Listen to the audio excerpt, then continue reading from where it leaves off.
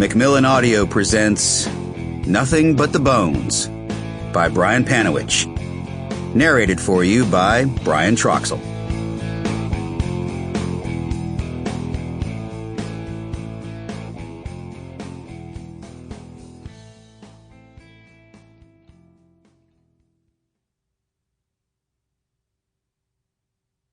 For the Misfits.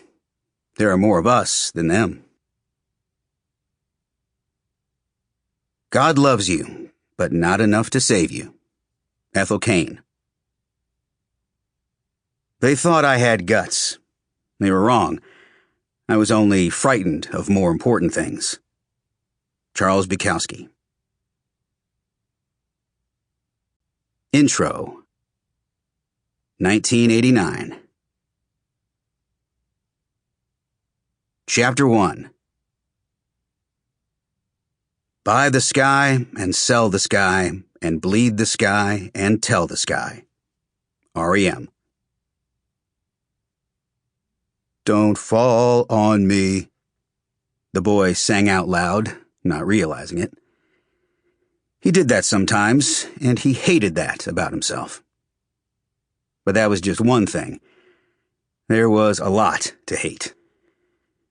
Nelson spent most of the morning walking the railroad tracks that cut through the northern tip of McFalls County.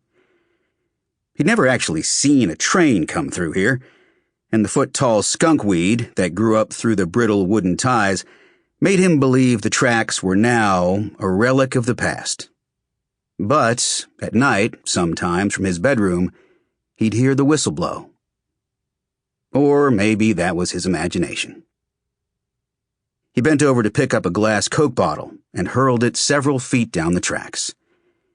It shattered against the iron rails and echoed out into the morning, spooking a flock of nesting swallows that took to the sky in an inky swirl.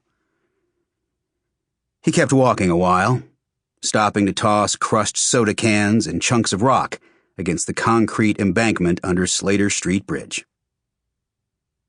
Eventually, the boy slid the wire headphones down to his neck and made his way to the pond. After a short hike through the woods, careful not to disturb any of the early morning spiderwebs, the boy emerged through the tree line and crossed the clearing until he reached the water's edge.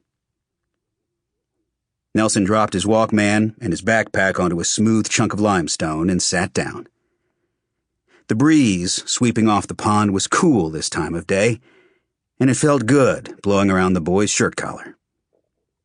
It also helped tame the dull ache of his blackened left eye.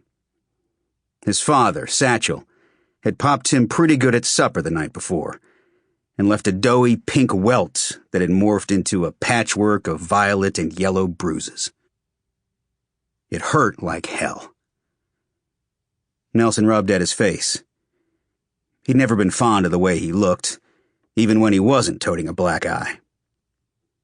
The kids at school told him all the time that his eyes were too close together. He reckoned that was true. In fact, all of his facial features pooled together in the middle of his face, making his forehead and cheeks appear swollen. He felt a sudden urge to jump into the pond. He did that sometimes to try and wash the salt out of his wounds, but he decided against it. Instead, he reached over, unzipped his backpack, and began to rummage through it, looking for the cathead biscuit he'd snatched up before he left the house. When he found it, the smell of fresh churned butter and mashed blackberries made his mouth water. He unwrapped the paper towel and took a bite. He closed his eyes and chewed slowly to make it last.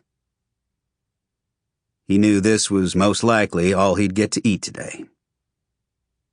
He swallowed hard, set the biscuit down on the rock beside him, and then reached back into his pack and slid out a shiny, flat comic book. Batman, number 428. The cover gleamed in the morning sun, and Nelson handled it as if it were made of spun glass. Sample complete. Ready to continue?